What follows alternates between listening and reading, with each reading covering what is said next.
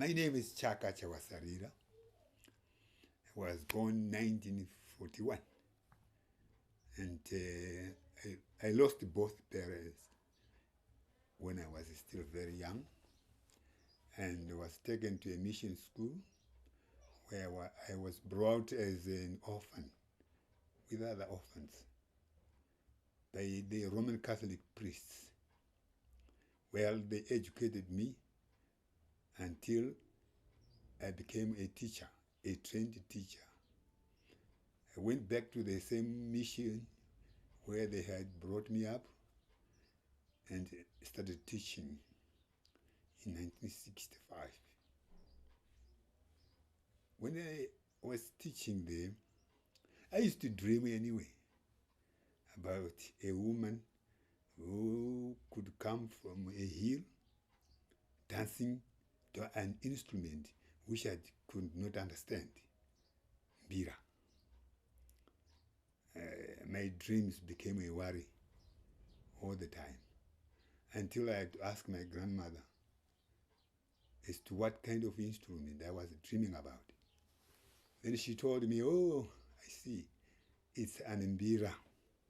Your grandfather was playing an mbira for his mother, who was possessed. The mother came from Tsenga tribe, North Zambia. So one day, I came across a mbira player who was playing mbira at a beer party. At once, my blood started to move. So I asked the man to make me one instrument of the mbira, which he did within a short time. I bought that mbira from him. Then I started playing, learning it, of course. But it didn't take me much time because it was in my blood. Within a very short time, I mastered quite a number of songs on the Matepe, which is this mbira here, the kore one. Because mbiras are, we call them dialectical. The kore dialect has got its own mbira. The Zulu dialect has got their own mbira. The Karanga, the Ndau, the Manyika, all those dialects have got their different instrument. But the whole family of this instrument is known as the mbira. So when I started playing, I joined the other mbira players there who were being invited to go and play for the spirits, So as a teacher at the mission school, I was also the church music trainer, which was very much against my priests, the Roman Catholic priests did not like someone who could be associated with the spirits. So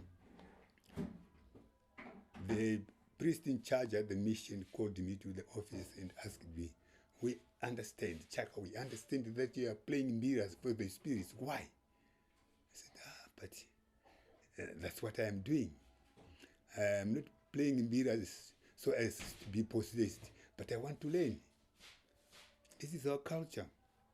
Why should you stop me from playing the mbiras? I said, but at the same time, you are conducting a religious choir here. The two cannot go together. I said, no, I want to learn. It's either I stop conducting the choir in the mission and stick to mbira playing, or I do both. And then he said, okay, because I was very good at the choir also. The priest said, well, when next are you going to play? And then I told him, very near the mission. There will be a mbira very soon, and I will invite you to come there. So, of course, yes, the mbira was conducted, and I told him to come. He used to move on a motorbike. Midnight, he came, and he found us playing seriously while the spirits were dancing now. He was told to take off his shoes, which I think he did. And then he entered. We told him all the customs within it is called the banya, where the spirits are performing. Then he sat down. The spirit asked us, "Who is this one?" We told the spirit, a visitor had come to see. Well, of course, we played Dimbo Timbo, while the spirit was communicating with the people. Then after a while, we started playing again. Then the priest left. He called me outside. He said, but there is nothing bad about this one. Everything is quite clean, and I think you should go on. So the following morning, I went back to the church and conducted the choir. Well, the priest had nothing to say about it. So I continued playing the Matepe with others. But the other teachers,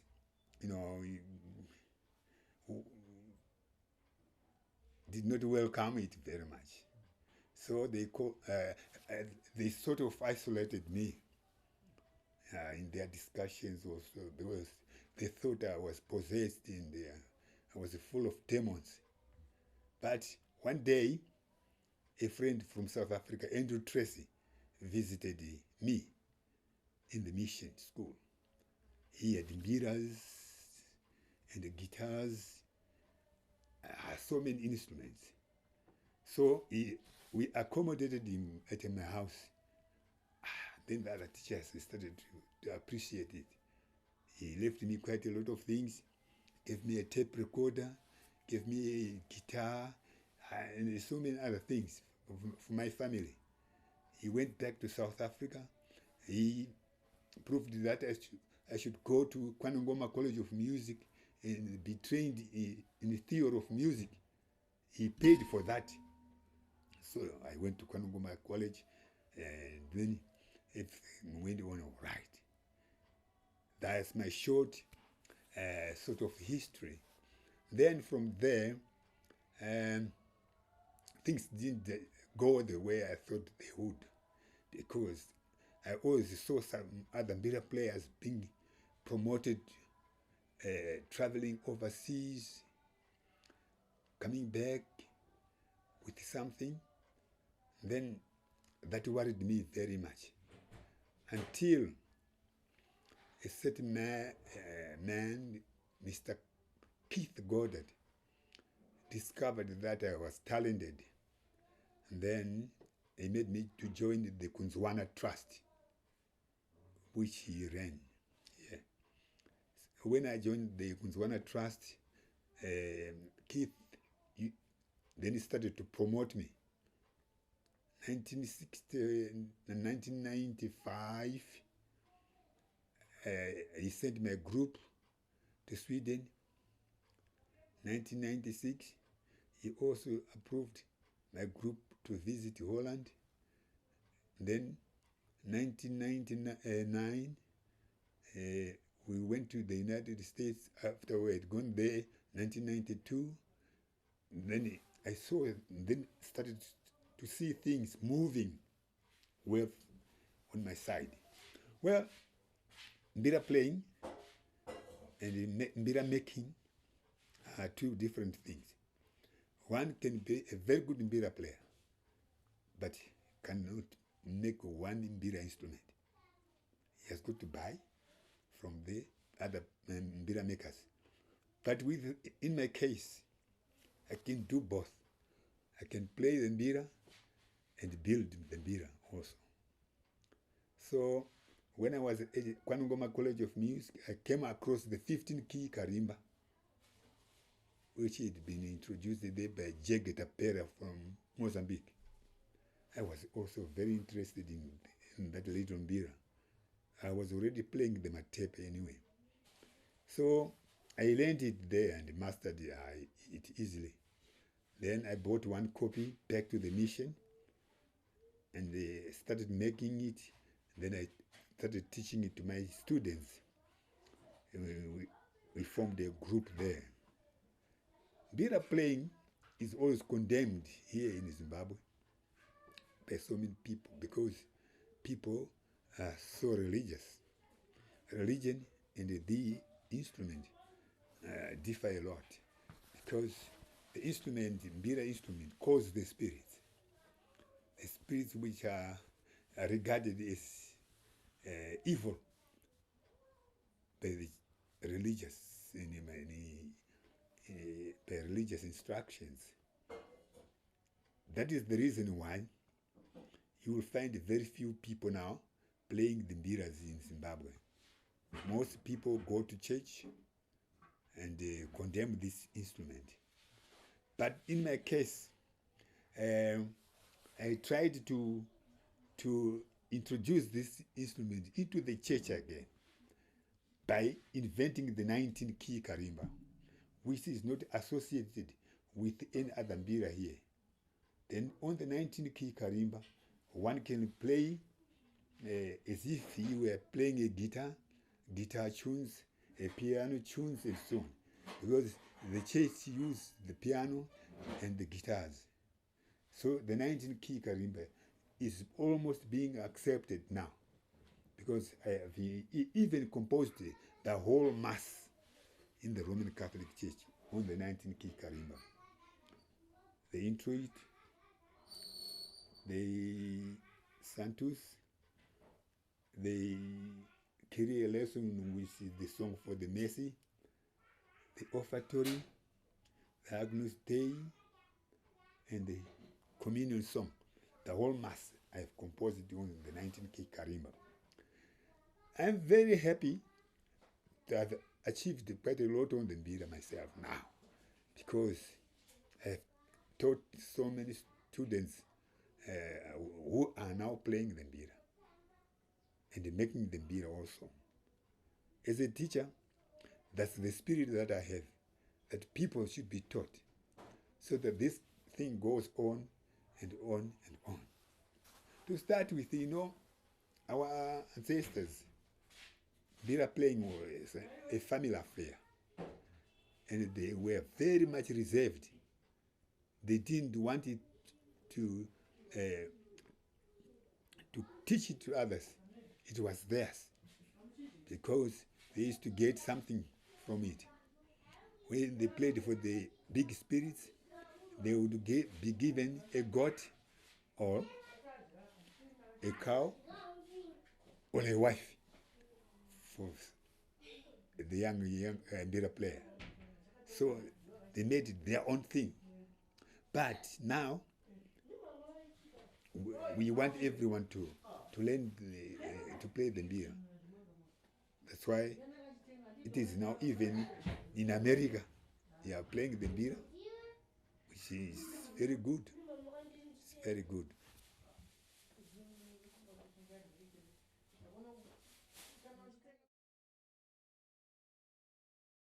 So yeah, well, that was kind of my question was about how you reconcile the Vadzimu and with the church, and I found it really interesting that you said that the Catholic priest came to the Bira and saw that there was nothing wrong, Yes. but then still there were teachers.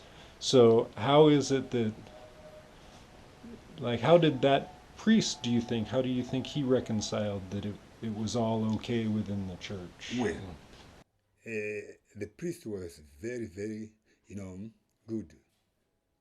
He said, well, I see nothing wrong in that kind of religion. It's a religion. So that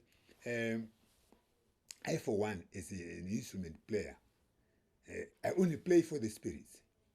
I am not possessed, but that should not stop me from playing the instrument. I play the instrument, I call the spirits. This is what I told the priest then, that I will play the instrument in the church even, so that those you regard as bad spirits will come. Then you, as the man of God, will chase them. They should come through the instrument. Then you pray for them and you chase them away. Is that bad? He only laughed and he said, this is, Chaka, don't be too clever for nothing. Well, the thing is, our religion, the African religion, has got nothing to nothing bad, you know. We follow the same, laws of God. We even follow them better than the Christian religions because we have got our Chisi, which is a day of prayer. No one visits the fields. No one does any work on that day. If one does it, he will be punished spiritually. We recognize that. We know all the 10 commandments and we keep them strictly also. And in the church, there are saints who are people who were living on earth here. They were canonized to be Saint John, Saint Watts, and okay. But then we have got our good spirits also, who should be saints according to our religion. They should also be saints. Nehanda, Kaguvi, we recognize them as people who died for the country. Okay, but then they are not bad people. Where we differ is, with the Christian religion, you see, when they say, when one dies, okay, then and he is buried, never should you think about that person again. I mean, he's gone, he's gone. But in the African religion, we think about those people. We go back to the grave and call back the spirit into the home. We have got the belief that the spirit of the dead family man should come back and look after his family. So we go there and call it the spirit through, and we give them Mbira music also. That's where we differ. That's where we differ. But the Roman Catholic priest, the white from Germany, did not condemn this. It was only the African teachers. I called them crazy people because you should not throw away your own culture. This is our culture. Even the Bible is written, praise God with the Mbiras, okay, and the pendani and all the instruments. But this is the Mbira. We should take it into the church also. Yes, that's what I'm trying to do. When I introduced the drumming in 1968 in the church, Roman Catholic Church, the African nuns walked out of the church. Chaka, now calling in the evil spirits into the church. But this same priest told me to continue. I continued playing the drum in the church, continued to play. Today, they cannot sing without the drum. See, the same thing I'm trying to do with the Mbira, the 19 key. I've played so far 3 times at big religious ceremonies where the new priests are being ordained 3 times now. And they have had some good comments from the bishop and the vicar general. And I'm going to continue. Yes. That's another aspect of this kind of thing. But it's because in Mbira, I cannot do without it. I'm sorry. I always tell everyone that, oh, I'm sorry. The one next door is a pastor. He plays his music. I told him when he came, I play my Mbira music in here. Don't be surprised when you hear my Mbiras. There is nothing wrong. He said, fine. And then I said, fine, you go on with your instrument. I will go on with my instruments. That's it. Good.